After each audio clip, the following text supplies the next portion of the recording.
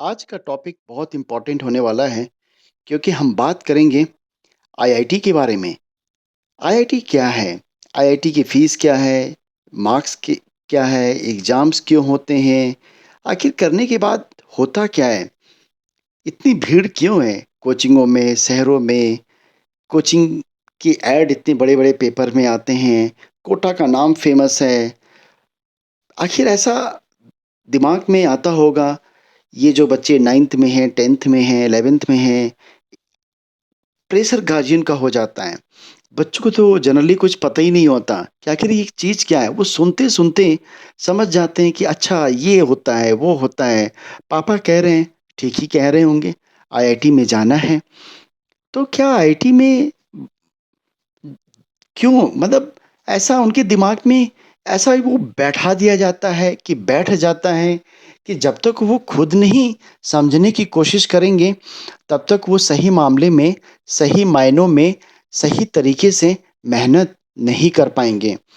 चूँकि जनरली आज भी मैं क्लास लेता हूँ, तो बच्चों का बहुत से ऐसे बच्चे जब ओपन होके जब बात करते हैं, मैं उनको समझाता हूँ कि बेटा आईआईटी के लिए मेहनत करो। तो 2-3 बच्चे हैं जो पढ़ने में बहुत अच्छे हैं, बट वो बोलते हैं कि सर मुझे समझ में नहीं आता कि मैं मेहनत क्यों करूँ? क्या है इसमें? उनका ये ऐसा कहना रहता है, तो मैं उनसे पलट के ही पूछता हूँ कि फिर आप चाहते क्या हो? मैं ये जानने की कोशिश करता हूँ, कहीं ऐसा तो नहीं कि उसका कुछ गोल दूसरा है? प्रेशर की वजह से कि पड़ोसी का लड़का आईआईटी कर रहा है, रिलेटिव्स का लड़का आईआईटी कर रहा है, तुम भी करो। कहीं उसके मन में ऐसी बातें तो नहीं हैं? क्या वाक़ई में वो आईआईटी को जानता है? तो एक बार अगर आप गार्जियन हैं, तो अपने बच्चे से सही मामले में बात करें, सही तरीके से बात करें, उसके मन की बातों को जानने की बात करें और ये भी समझने की कोशिश करें कि उसका गोल क्या है? क्या वाक़ई में वो आईआईटी के बारे में जानता है या सिर्फ़ सुनी-सुनाई ही बात को जानता है? तो अगर ऐसी बातें हैं, तो आप बिल्कुल चिंता ना करें। मैं इसी टॉपिक पे पूरा का पूरा एक प्लेटफ़ॉर्म एक ही जगह लेकर के मैं अपने जेईई चैनल पर आ गया हूँ और सारी सब कुछ मैं आज इसी पे मैं डिस्कशन करूँगा, बातें करूँगा, कुछ बच्चों की बातों को भी रखूँगा, आखिर वो क्या कहना चाह रहे हैं, क्या वो समझ रहे हैं कि आईआईटी क्या होता है, कितनी मेहनत कर रहे हैं। पता चला जिस बच्चे का पढ़ने मन नहीं लगता, आप उसे आईआईटी के ड्रीम्स दिखा रहे हो। ये भी तो हो सकता है कि उसका कुछ दूसरा ही मन हो। आप समझने की कोशिश करिए, तो पता चला कि वो बच्चे का फिर टाइम भी बर्बाद हो रहा है। अगर आपके अंदर जोश है पढ़ने का, आपके अंदर एक टेंडेंसी है, आपको कुछ कर गुज़रने की क्षमता है आपके अंदर, आपको ये लगता है कि नहीं और पढ़ना है, तो आप आईआईटी की तरफ मूव कर सकते हैं। अगर थोड़ा-सा भी चिंगारी आपके अंदर है पढ़ने के पीछे, थोड़ी-सी भी, तो उसको हम शोला बना देंगे।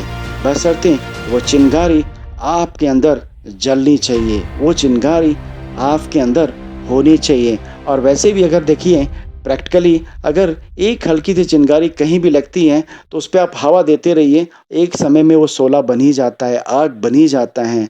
अगर आप किसी बच्चे के अंदर अगर वो थोड़ी-सी भी पढ़ने की क्षमता है, आप उसको मोटिवेट करते रहिए, एक समय वो जंप कर ही जाता है। लेकिन अगर वही अगर राख है, मिट्टी है, उसमें चिंगारी ही नहीं है, जल के बुझ चुकी है, जला ही नहीं है, आप फूँक मारते रहिए, तो पता चलेगा वही राख आपके चेहरे पे उड़ के आ जाएगा। यानी सारा ब्लेम उस मोटिवेशन यानी आपके पेरेंट्स बच्चा देने लगेगा, मेरा तो ये करने का मन ही नहीं था, आप ही ने तो ज़बरदस्ती किया, तो पता चला कि समय भी बर्बाद और पैसे भी बर्बाद। तो फिलहाल हम यहाँ से टॉपिक से भटक रहे हैं, हम यहाँ पे सिर्फ़ हम आईआईटी की बात करेंगे और आईआईटी क्या है? बाय चांस जो बच्चे वो दूसरे ट्रैक पर जा रहे हैं, ये बातें सुनकर वो कमबैक कर सकते हैं, लेकिन ये समय रहते ही आपको कमबैक करना होगा। तो कुछ बातों को समझने की कोशिश करते हैं कि आईआईटी क्या है? तो मैं हूँ विष्णु श्रीवास्तव, इस जेईई चैनल पे मैं आपका तहे दिल से स्वागत करता हूँ। तो आज का जो टॉपिक है आईआईटी के बारे में, तो आईआईटी क्या होता है और इसके अलावा और भी कुछ लास्ट में महत्वपूर्ण यानी इम्पोर्टेंट बातें मैं आपको बताऊंगा इस आईआईटी के बारे में, जो मैंने खुद एक्सपीरियंस किया है। अगर काश ये बात मुझे पहले से पता होता, तो और भी कितना सफ़र सुहाना हो जाता। तो आइए हम बात करें आपको कि क्या-क्या चीज़ें होती हैं। क्या है, आज मैं आपको क्या बताने वाला हूँ। आईआईटी क्या है? आईआईटी कौन कर सकता है? आईआईटी में कितने परसेंट चाहिए? आईआईटी की तैयारी कैसे करते हैं? आईआईटी की फ़ीस कितनी है? आईआईटी करने के क्या फ़ायदे हैं? आईआईटी के बाद सैलरी कितनी मिलती है? क्या आईआईटी करने के बाद विदेश जाया जा सकता है? क्या आईआईटी करने के बाद हम गूगल के सीईओ बन सकते हैं? यस बेटा, बिल्कुल बन सकते हैं। तो आइए एक-एक कड़ी को हम पूरा समझने की कोशिश करते हैं और ए टू जेड जोड़ने की कोशिश करते हैं। तो पहली बात तो आईआईटी का फुल फॉर्म तो सभी को पता होगा, इंडियन इंस्टीट्यूट ऑफ टेक्नोलॉजी, जिसे हिंदी में भारतीय प्रौद्योगिकी संस्थान कहते हैं। आईआईटी एक ऐसा संस्थान है जहां से आप इंजीनियर यानी बीटेक की पढ़ाई कर सकते हैं। इंजीनियर करने के लिए आईआईटी भारत का नंबर 1 इंस्टीट्यूट है, यानी आईआईटी भारत का सर्वश्रेष्ठ संस्थान है।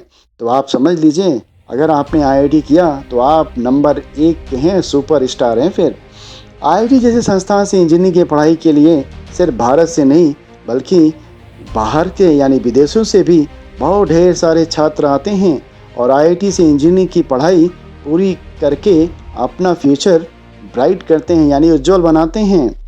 तो हमारे देश में पहली बात कितने आईआईटी हैं, तो सभी को पता ही है।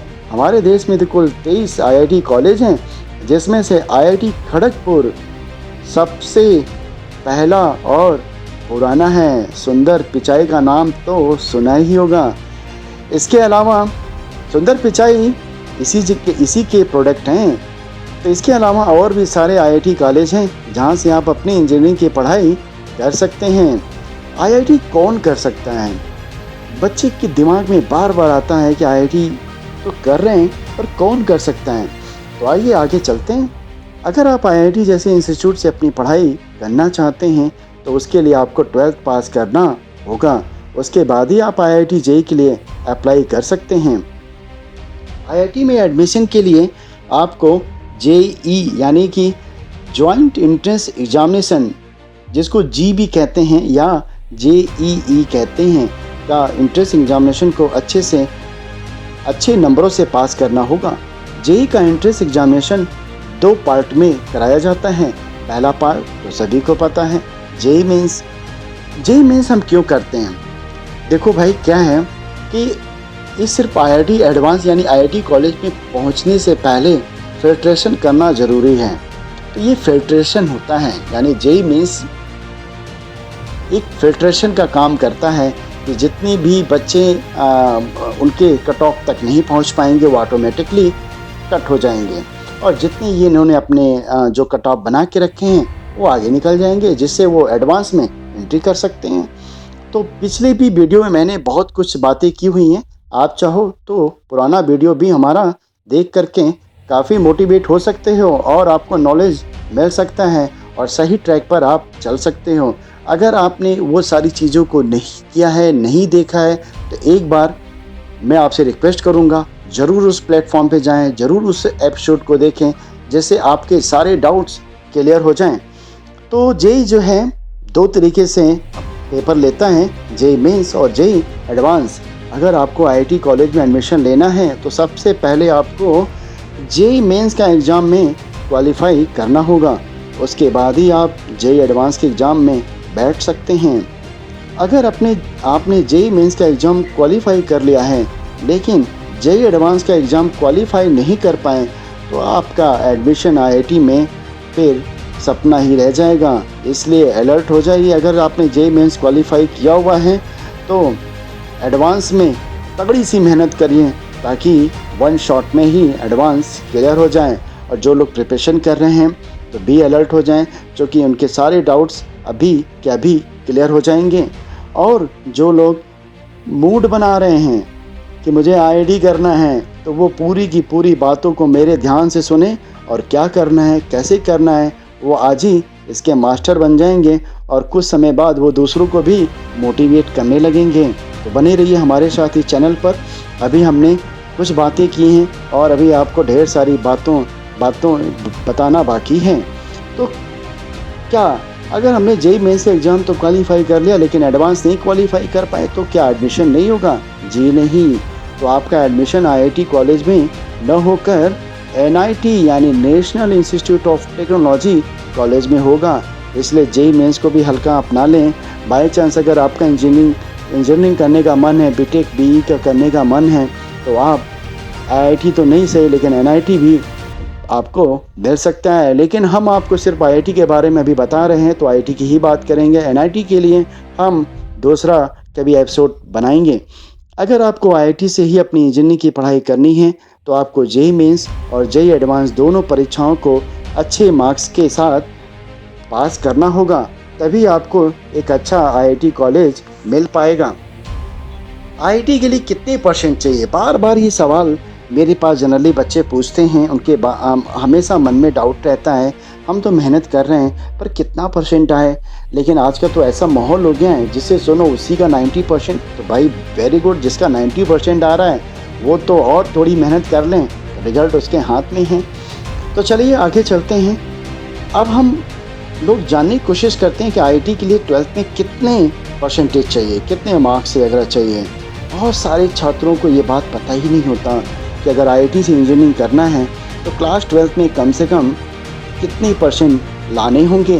आईआईटी में एडमिशन के लिए क्लास 10th के मार्क्स से कोई फ़र्क नहीं पड़ता, आप कितना भी लाए हो, क्या है क्या नहीं है। और ऑब्वियस सी बात है, अगर आपने आईआईटी के लिए ड्रीम्स रखा है तो आप उसी हिसाब से ट्रैक से चलेंगे। यानी कि अगर आपने लंबी दूरी के लिए अगर सफ़र बना के रखा है तो स्वाभाविक है आप अपने साथ संसाधन भी उसी हिसाब से रखेंगे।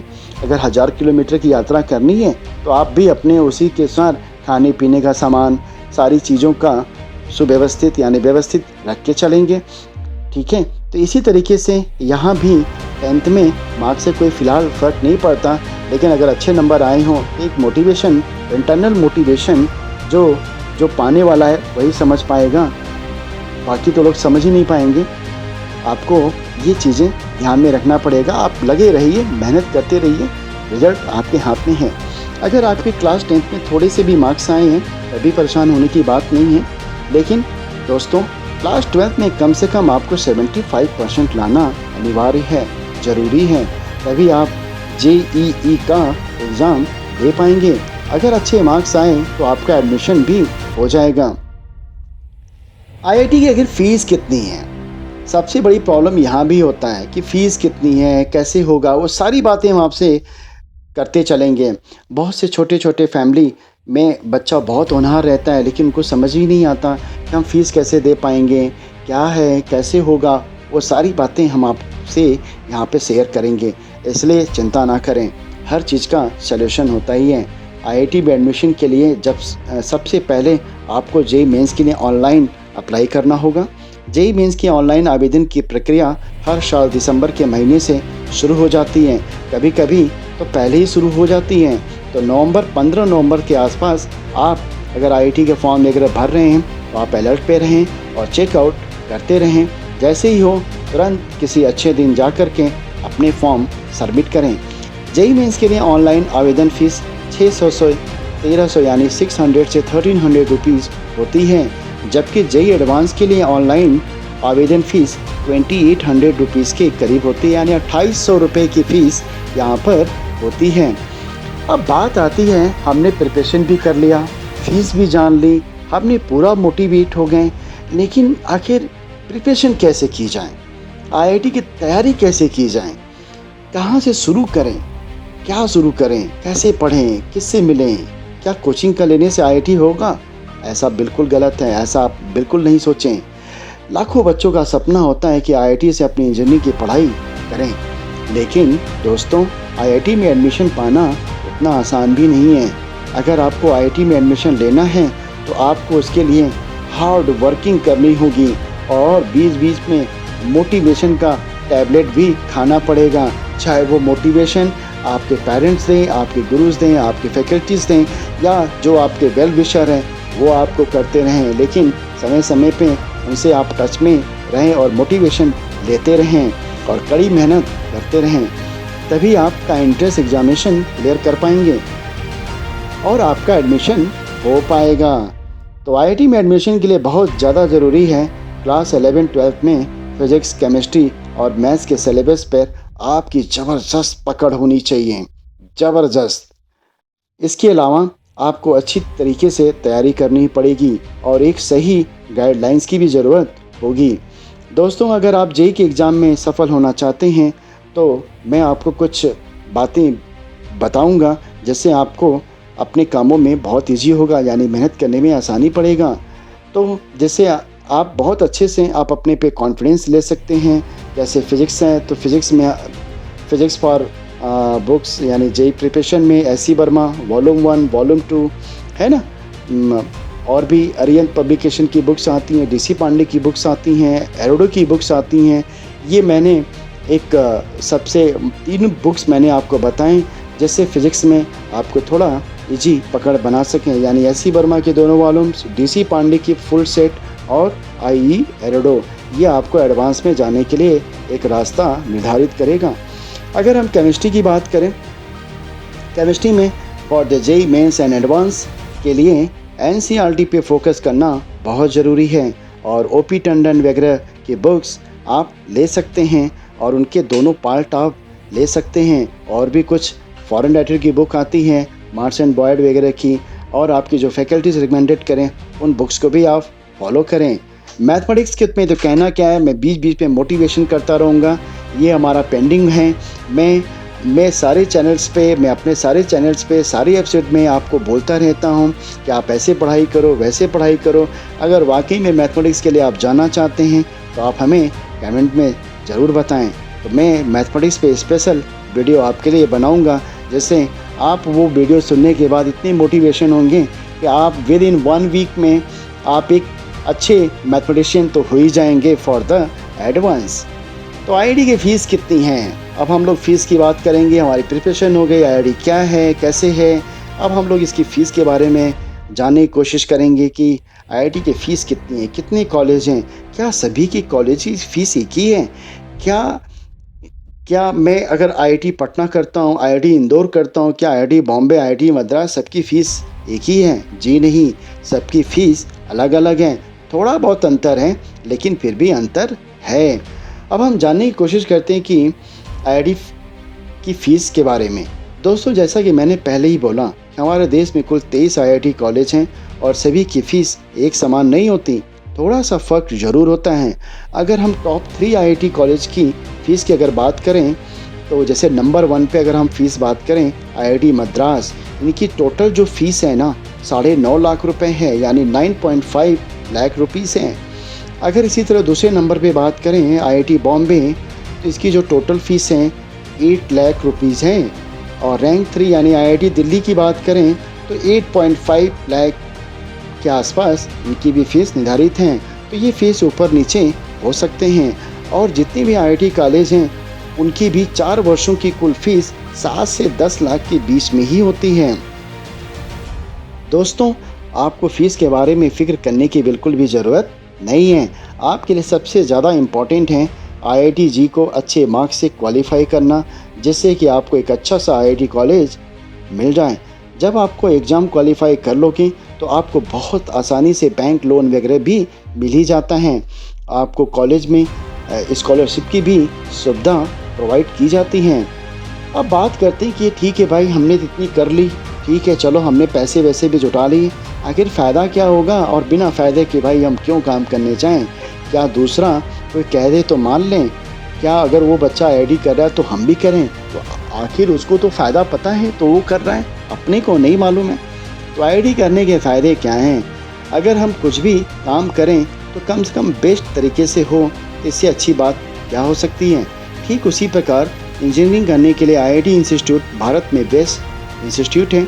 अगर आप आईआईटी से अपनी पढ़ाई पूरी करते हैं तो इंजीनियरिंग के लास्ट ईयर में यानी कि 4th ईयर में आपका जॉब भी मिल जाएगा। यानी आप लास्ट ईयर में ही आईआईटी के लास्ट सेमेस्टर में ही, कभी-कभी तो मिडिल सेमेस्टर में ही आपको जॉब के ऑफ़र आने लगते हैं, जिसको आप कैंपस सिलेक्शन भी कहते हैं।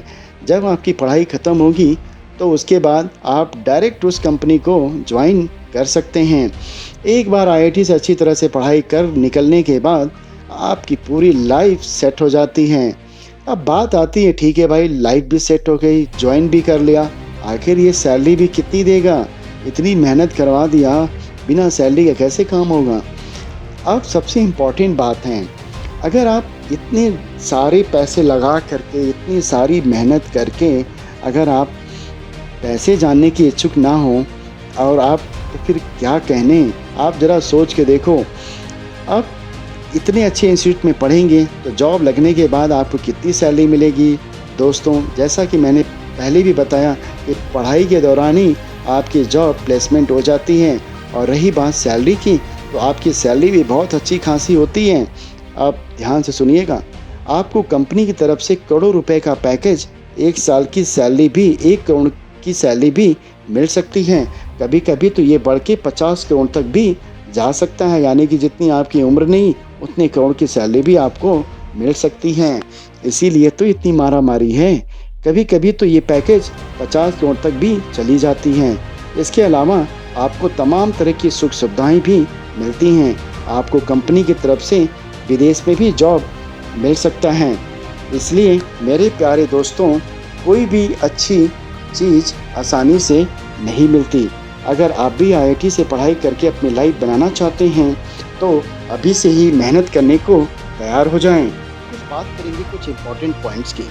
जैसे जनरली मेरे से सवाल पूछा जाता है कि आईआईटी का एग्ज़ाम क्या है, आईआईटी कितने साल का कोर्स है, सारी बातें मैंने आपको बताई हैं, लेकिन फिर भी इनके कुछ फैक्ट्स हैं, तो ये भी हम डिस्कशन कर लेते हैं, क्योंकि ऐसे सवाल मेरे पास कमेंट्स में आते ही रहते हैं। तो आप इस एपिसोड को, इस पोस्ट को ज़रूर से ज़रूर अपने फेसबुक पे, व्हाट्सएप पे, इंस्टाग्राम पे, ट्विटर पे ज़रूर शेयर करें, ताकि और लोगों तक ये आपका एपिसोड पहुंच जाए। ये मेरा एपिसोड नहीं है, ये आपका है, ये आपका चैनल है। इसको आप जितना हिट कराएंगे उतना ही फ़ायदा है। तो आईआईटी एग्ज़ाम क्या होता है? इस इंजीनियरिंग संस्थान में एडमिशन लेने के लिए प्रवेश परीक्षा का आयोजन किया जाता है, उसे ही आईआईटी एग्ज़ाम कहा जाता है। अब तो बात क्लियर हो गई ना? आईआईटी कितने साल का कोर्स होता है? भाई ये 4 साल का कोर्स होता है, ये मैंने भी पहले बताया हुआ है। आईआईटी के लिए क्या क्वालिफ़िकेशन होनी चाहिए, क्या योग्यता होनी चाहिए? इस संस्थान में एडमिशन के लिए पहली बात तो आपको 12th साइंस लेकर पढ़ना है, जिसके अंतर्गत आपको फिजिक्स, केमिस्ट्री और मैथ्स की पढ़ाई करनी होती है। 10वीं और 12वीं में भी आपके 60% से अधिक अंक होने चाहिए। आईआईटी के एग्ज़ाम के लिए 2 चांस मिलते हैं, इसलिए 10वीं के बाद से गैप नहीं होना चाहिए। आईआईटी के बाद सैलरी कितनी होती है? आईआईटी के बाद इसे पढ़े हुए छात्रों को काफ़ी अच्छी सैलरी मिलती है। अभी तक तो 1 करोड़ से सालाना पैकेज के रूप में दी जा चुकी है। आईआईटी में एडमिशन के लिए 12th में कितनी % होनी चाहिए? भाई एडमिशन के लिए 12th में 60% अंक होना अनिवार्य है, बट सीबीएसई के लिए थोड़े अलग मापदंड होते हैं, यानी वहाँ पे 75% ही चलेगा। आईआईटी में एडमिशन के लिए 10th में भी कितने % होने चाहिए? 10वीं में आपके 60% अंक होने चाहिए। 12th के बाद आईआईटी की तैयारी कितने दिनों तक करें? वाह, वेरी गुड क्वेश्चन है। 12th के बाद 12वीं के बाद भी आईआईटी की तैयारी कितने दिनों तक करें? 12वीं कंप्लीट कर लेने के बाद आपके पास 1 साल का और मौका मिलता है, तो आप एक पूरा साल इसकी तैयारी करके इस एग्ज़ाम को लिख सकते हैं। एक बच्चे ने सवाल किया है कि सर मैं अभी पॉलिटेक्निक कर रहा हूँ, तो क्या पॉलिटेक्निक के साथ साथ मैं आईआईटी की जेईई की तैयारी कर सकता हूँ? अगर आप पॉलिटेक्निक कर रहे हैं तो फिर आपको जेईई की तैयारी उस वक्त नहीं करनी चाहिए। अगर इसकी तैयारी आपको करना है तो आप आईएससी की और 2 सालों का जो इंटरमीडिएट साइंस का कोर्स होता है उसे पहले कर लें। अगर कोई कक्षा 10वीं में बायोलॉजी लेता है तो क्या हुआ, आईआईटी कर सकता है? देखो भाई, एक बच्चे ने सवाल किया है कि अगर कोई भी 10वीं बायोलॉजी लेता है तो क्या आईआईटी कर सकते हैं? 10वीं कक्षा में आप चाहे जो भी विषय लो, अनिवार्य रूप से जो ज़रूरी विषय हैं जिनमें गणित, फिजिक्स, केमिस्ट्री सारे शामिल होते हैं, तो जी हाँ, बिल्कुल आप 10वीं में बायोलॉजी पढ़ने के बावजूद भी जेईई की परीक्षा में बैठ सकते हैं, इसमें कोई भी प्रॉब्लम नहीं है। तो कहने का मतलब आपका 12th में साइंस आप 60% सीबीएसई है तो 75% आपके होने चाहिए। तो आज इस एपिसोड में इस चैनल पे मैंने आपको ये बताने की कोशिश की कि पढ़ाई कैसे की जाए, आईआईटी के बारे में कैसे और भी ग्रोथ किया जाए, कैसे नॉलेज लिया जाए, क्योंकि बहुत से बच्चों को पता ही नहीं होता कि हम क्यों क्या कर रहे होते हैं। तो ये उम्मीद करते हैं कि आईआईटी क्या होता है, बहुत आप अच्छे ढंग से आप समझ गए होंगे। आईआईटी की फ़ीस कितनी होती है, इसके लिए 12th में कितने मार्क्स चाहिए, ये लगभग हर कोई जानना चाहता है। और ये कितने साल का कोर्स है, साथ ही इसे करने से क्या-क्या होते हैं। तो बहुत सारी चीज़ें मैंने यहाँ पे आपको सरल शब्दों में बता दिया। तो हर पढ़ाई करने वाला छात्र चाहता है कि वो सबसे बेस्ट कॉलेज में पढ़ाई करे, इंजीनियरिंग की पढ़ाई करे, तो फिर आईआईटी क्या है? तो ये सारी बातें आपने इस एपिसोड के माध्यम से जान ली। तो बस लगे रहिए अपने इस मिशन पर और कामयाब होइए। बेस्ट ऑफ लक बच्चों।